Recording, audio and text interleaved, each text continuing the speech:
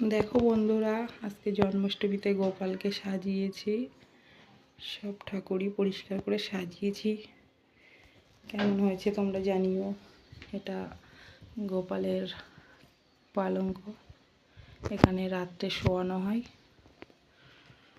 এই যে কালকে নতুন যে গোপাল আনা হয়েছে তাকে সিংহাসনে রাখা হয়েছে।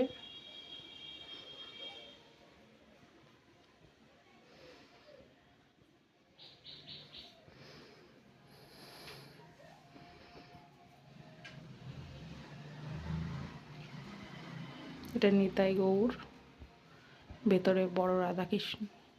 এটা আমাদের গোপাল, এটাও রাধাকৃষ্ণ।